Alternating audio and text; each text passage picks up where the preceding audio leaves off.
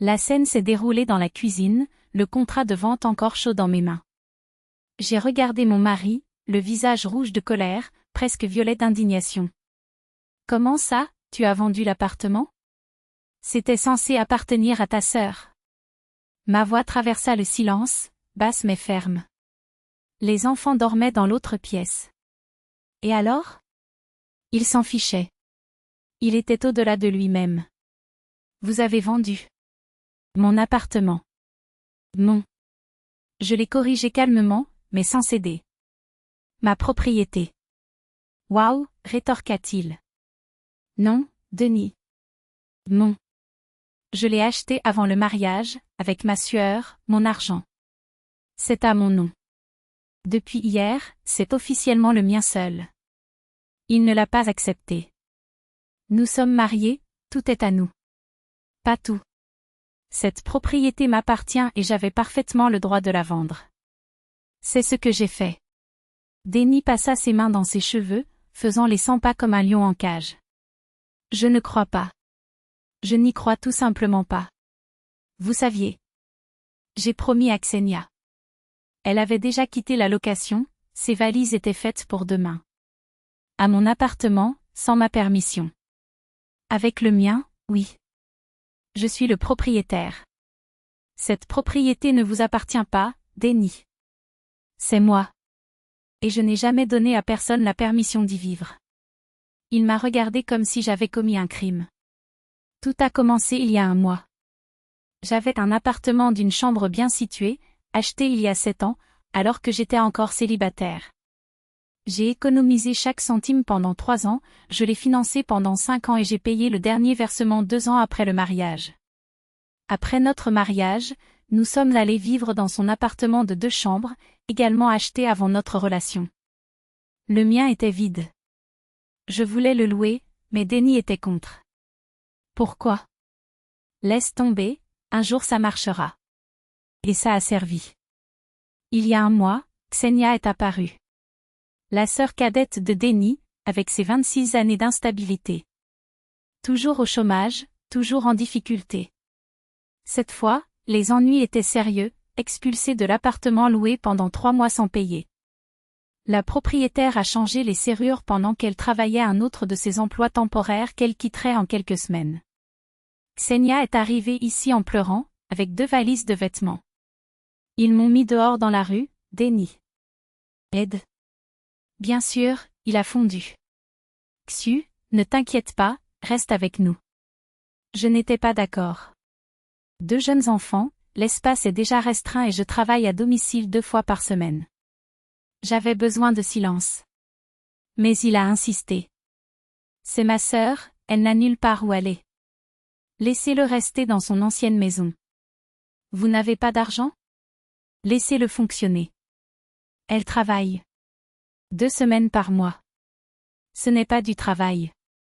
S'il te plaît, verra, juste 1 semaine, jusqu'à ce que quelque chose soit réglé. 1 semaine s'est transformée en 2. Puis 3. Ksenia s'assit sur notre canapé comme si elle était une reine. Il a dormi jusqu'à midi, a passé la journée sur son téléphone portable, a bu le café que j'avais préparé pour tout le monde et a demandé le dîner le soir. Ajoutez en plus, j'ai faim. Je n'ai pas fait la vaisselle, j'ai jeté des vêtements partout par terre, j'ai laissé la salle de bain dans un tel état que je devais la nettoyer après chaque utilisation. Les enfants l'irritaient. « Tais-toi, je dors !»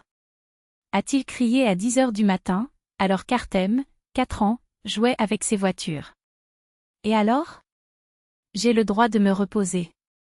Je n'allais pas travailler, j'ai dit que je cherchais, mais je l'ai vu, toute la journée sur les réseaux sociaux, en discutant avec des amis. Au bout d'1 mois, j'ai explosé. Assez, Denis. Soit elle part, soit je vais avec les enfants chez ma mère. Il a eu peur. D'accord, je vais lui parler. Il a parlé. Le lendemain, Ksenia a créé un drame. Je savais que tu allais me mettre dehors. Je ne vous mets pas à la porte, je vous demande juste de trouver une place. Avec quoi ? Je n'ai pas d'argent. Alors travaillez. Vous êtes cruel. Cela a duré 1 semaine, Denny étant partagé entre sa sœur et sa femme. Je n'ai pas cédé. Ksenia a pleuré, m'a accusé de tout. Jusqu'à ce que Denny lâche la bombe. Écoute, pourquoi ne pas laisser Xu rester dans son appartement vide? J'étais paralysée. Quoi? Dans ma maison d'une chambre. Il est arrêté, inutilisé. Denny, c'est ma propriété. Et alors? C'est juste ta sœur qui vit là-bas depuis un moment. Non. Pourquoi? Parce que c'est à moi et je ne veux personne là-bas. Tu es mesquin, a crié Ksenia, qui écoutait derrière la porte. Votre appartement est vide et vous refusez toute aide à la sœur de votre mari. La sœur de mon mari, pas la mienne. Laissez-la se retourner. Tu n'as pas de cœur. Je n'ai pas d'argent. Alors trouvez un emploi. Vous êtes sans sentiment. Ksenia a pleuré, est partie en claquant la porte, et Denny m'a regardé avec désapprobation. Vera, sérieusement? L'appartement est toujours. Pourquoi? Parce que c'est le mien, et je ne veux pas que ta sœur le gâche. Pourquoi? Parce qu'elle ne s'en occupera pas, elle ne paiera pas les factures, elle ne sortira jamais de là. Parce que c'est à moi et je ne dois rien à personne. Même pas pour une courte période? Non. Denny est resté silencieux pendant une semaine. Ksenia était du genre victime. Je suis restée ferme. Jusqu'à il y a 5 jours, j'ai accidentellement entendu une conversation entre eux. Je traversais le couloir quand j'ai entendu des voix, je me suis arrêtée. Ne t'inquiète pas, Xu, tu emménages la semaine prochaine, dit Denny. Il en est sûr? Et Vera? Vera acceptera. Je la convainc. Et si vous n'acceptez pas? Acceptez, ou je vous donne les clés moi-même. Ksenia serra son frère dans ses bras, euphorique. Je restais froid derrière la porte. Il envisageait de céder mon appartement à sa sœur sans mon consentement. Sans même me consulter. Il a décidé seul. Trahison. Je n'ai pas fait d'histoire. Je suis partie silencieusement vers la chambre. Le lendemain, j'ai appelé l'agence immobilière. Bonjour, je souhaite vendre mon appartement. Instamment. Le plus rapidement possible. Dans une semaine? Vous devrez baisser le prix de 10 à 15%. Télécharger. Fermez rapidement. En 3 jours, ils ont trouvé des acheteurs, un jeune couple, en liquide, prêt à conclure sur place. J'ai signé le contrat hier. J'ai reçu l'argent, j'ai tout transféré. Et aujourd'hui, à table, j'ai largué la bombe. Denny est arrivé du travail, j'ai servi le dîner. Les enfants mangeaient et allaient jouer. Denny, j'ai vendu l'appartement. Quel appartement? Mon. Celui d'une chambre. Il a laissé tomber sa fourchette. Quoi? J'ai vendu mon appartement d'une chambre. Hier, j'ai conclu l'affaire. Quoi? Est-ce une blague? Non, voici le contrat. J'ai placé les papiers devant lui. Il les saisit, les lut rapidement. Il est devenu pâle. Puis c'est devenu rouge. Et il s'est mis à crier. Comment ça, tu l'as vendu? Je l'avais promis à Xu. Et nous y sommes. Tu n'avais pas le droit. Bien sûr, il y en avait. Vous auriez dû me consulter. Et tu aurais dû me consulter avant de promettre ce qui ne t'appartient pas. C'est différent. Comme. Je suis propriétaire, j'ai compris avec mon argent, avant le mariage. Selon la loi, c'est le mien. Il avait parfaitement le droit de vendre, sans avoir besoin de votre permission. Mais je lui ai promis. Tu ne pouvais pas promettre ce qui ne t'appartenait pas. Je pensais que tu serais d'accord. J'ai dit non. 15 fois. Vous ne comprenez pas? Je pensais que tu changerais d'avis. Je n'ai pas changé. Pire encore, je vous l'ai entendu, toi et Ksenia, parler ensemble. Que j'allais lui donner les clés, même si je ne les acceptais pas. Il s'est figé. Vous espionniez. Je l'ai entendu par hasard. Et j'ai réalisé que tu allais violer mes limites, disposer de mes biens comme si c'étaient les tiens. Le silence qui suivit fut pesant. Denny n'avait aucun argument. Juste la colère de ceux qui ont perdu.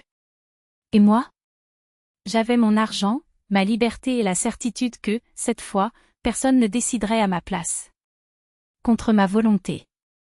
Tu n'allais pas faire ça? J'y allais. Il m'a dit en face, soit tu me donnes les clés, soit je les prends moi-même. Il resta silencieux. C'est pour ça que je l'ai vendu, ai-je déclaré. Parce que si ça ne s'était pas vendu, tu aurais trouvé un moyen d'y mettre Ksenia de toute façon.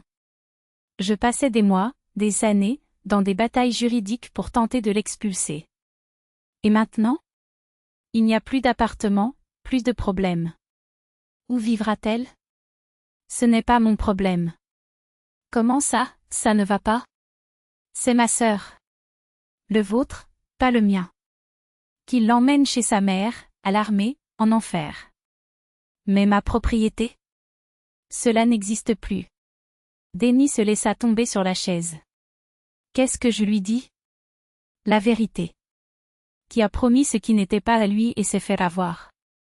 Elle va me tuer. Il survivra. Vous avez survécu jusqu'ici sans rien, vous allez continuer. Soudain, il releva la tête, les yeux brillants. Avez-vous vendu l'appartement? Pour combien? 4 200 000. 4,2? Il calcula rapidement. C'est une fortune. Nous pourrions. Non. Comment ne pas le faire? Nous ne pouvons rien faire. Je peux. C'est mon argent. Ton. Il rit amèrement. Nous sommes mariés. L'argent provenant de la vente de biens personnels reste personnel. C'est la loi. Au diable la loi. Nous sommes une famille où le mari pensait pouvoir disposer des biens de sa femme sans rien demander. Je suis désolé, d'accord? J'étais idiot, mais le 4,2. On peut acheter un appartement plus grand, investir? J'investirai dans l'avenir de nos enfants. J'ai ouvert des comptes à leur nom, pour l'éducation. Et moi? Et toi? J'ai aussi le droit à une voix. Il a. Quand il s'agit d'argent ordinaire. Ce n'est pas le cas. Votre. Il s'étrangla. Vous êtes égoïste. Petit. Je ne te le pardonnerai jamais. Ne pardonne pas. Je me suis levé. Je vais dormir. Ta sœur a jusqu'à demain pour se lever du canapé. J'ai déjà donné un délai d'1 mois. Elle ne partira pas. Allez. Ou j'appelle la police et je la fais sortir de force. Vous n'avez plus mon consentement pour être ici. Le lendemain matin, Ksenia a créé un scandale épique. Il a crié, pleuré, m'a accusé d'avoir détruit sa vie.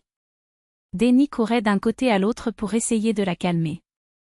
Je me tenais appuyé contre la porte, le minuteur sur mon téléphone portable. 10 minutes. Ensuite, j'ai appelé la police. Elle a emballé ses affaires en sanglots, Denny a appelé un taxi. J'ai découvert plus tard qu'elle était allée vivre chez une amie. Pendant les 3 jours suivants, Denny m'a à peine parlé. Jusqu'à ce qu'il explose, vous avez détruit ma famille. J'ai protégé mes limites. Il a viré ma sœur. J'ai expulsé à mes frais une personne qui vivait gratuitement depuis 1 mois. Elle paierait quand elle trouverait un travail. Quand? Dans 1 an? 2. Elle ne cherche même pas de travail, Denny. Qu'il loue un logement avec son propre argent. Il baissa la tête. J'étais un idiot, a-t-il admis, plus court.